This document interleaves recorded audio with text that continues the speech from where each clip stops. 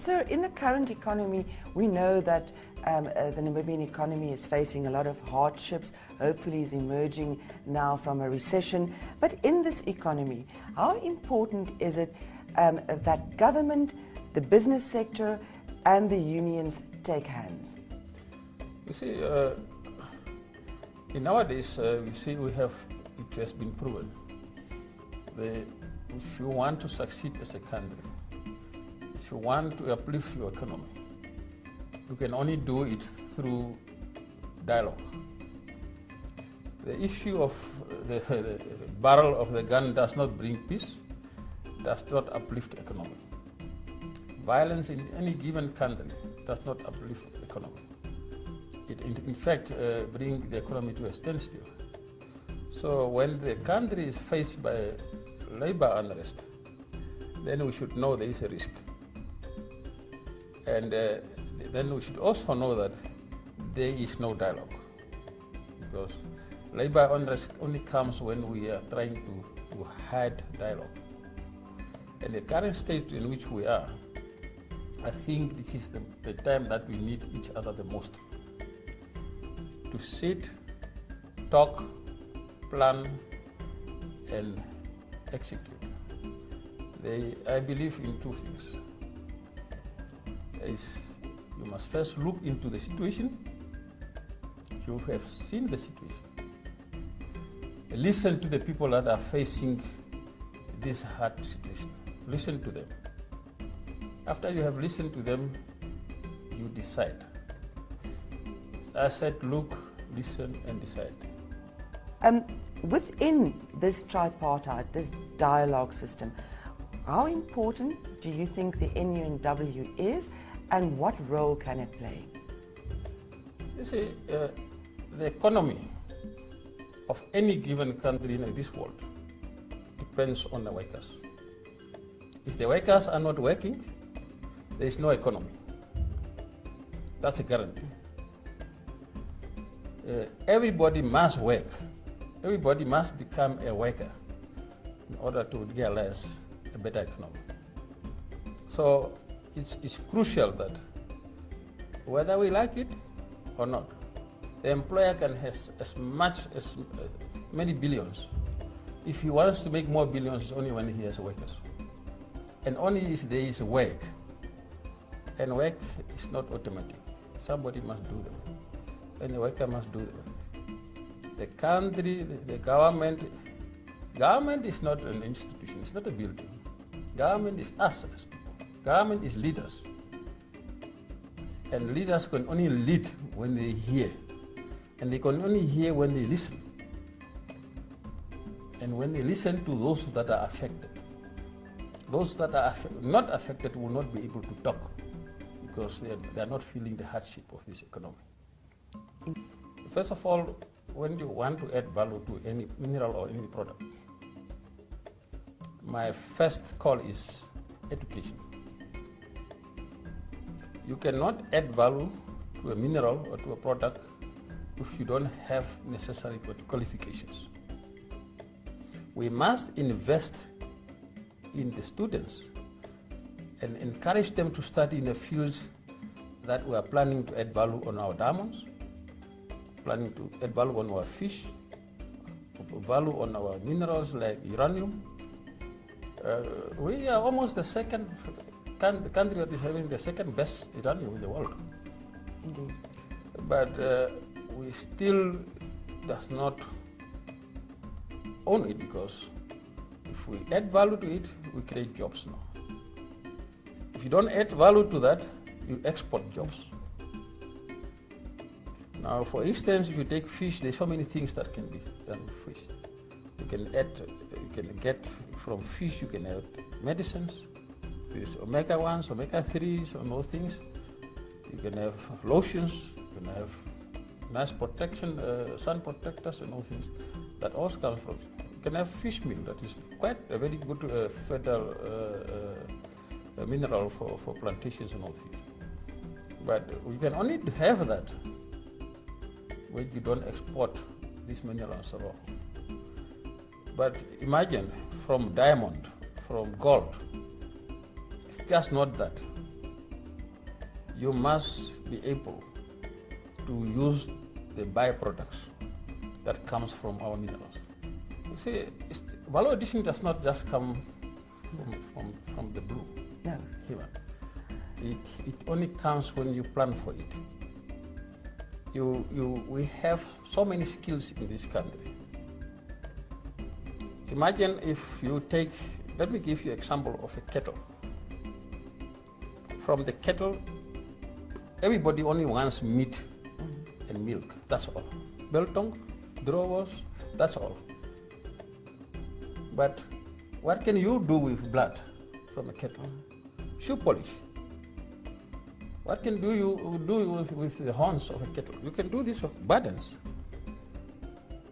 What can you do with the skin? You can do everything. You can do the belt, you can do the shoe, you can do even the inside, the duck of the kettle. You cannot throw them just away because it's just cow duck. You can still produce biogas with that. It's gas that can cook, that can keep your kitchen alive. You don't need to buy electricity. So there's so many things. If you take the cow itself, the hoofs, you can make glue out of that. So it's value addition. But it's not just value addition, it must go with commitment. So we have people that have indigenous skills that they have inherited from their grandparents and great-grandparents. That is still there, that is still having value. Are these skills protected? Are these skills promoted? No, because today you go to the Kavango regions, you go to the Zambezi regions, people making beautiful finishes. They are nowhere advertised. Who is doing it? Nobody is advertising for them. But all these restaurants and hotels there are buying them for cheap, and we see how beautiful that looks like in restaurants and hotels. There are beds, there are nice things that they are doing. Why are they not coming out of troubles, out of poverty, if they get enough money out of that?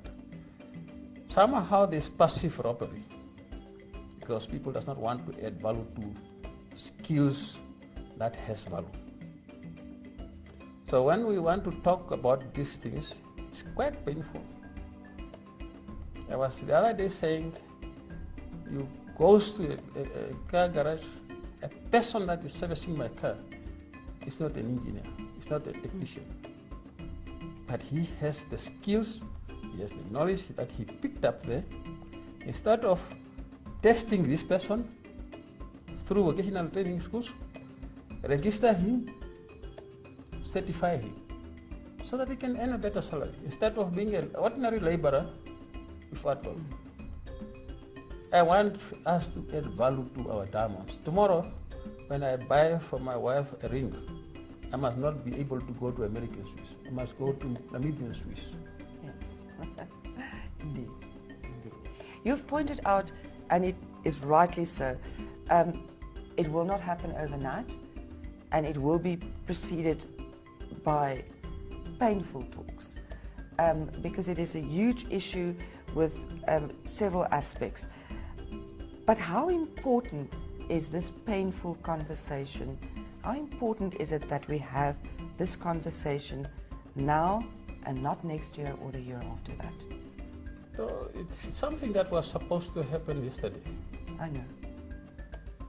Or the day before yesterday. It's unfortunate, things comes with time. And you need people who are brave, who are committed, who are selfless to do that. And I don't want us to discuss these things just for today. I want us to have things that will be pushed to be implemented and to be monitored. Systems must be in place. There must be laws. If our laws cannot protect this, we must be able to put laws that will protect this system in order for it to be realized. It's quite very crucial when we speak about environment of unemployment. So, what would your message to the Namibian people be to get them enthusiastic and eager to work and become part of this economy? You see, I would like to say, let us not give the message to Namibian people. Let us give the message to the Namibian leaders, whoever is a leader. Traditional leader, spiritual leader, church leaders, let us give them. Enthusiasm in people are there. You find them. They are waiting. It's not just reaching them. Their hands are there, folded, open to work. Work is not coming their way. Who does not want to be employed? Who does not want to work? Who has hands? Even blind people wants to work. People with disability, they are so encouraged that they want to work. Is work coming their way? Why is work not going their way? We as leaders, it's high time for us to become shameless, come around these small round people, talk to each other. Let us realize that the people need our leadership. We must provide our leadership to them. I think there will be no election next year if everybody says there is peace, there is work. Why should we scramble for leadership? Why should we fight for leadership? If anybody has a decent life, a decent wage, a decent living condition, why would you want to become a leader one day? People must see life where they are. They must not see life where the other person is. That's my message for Namibian people, Namibian leaders.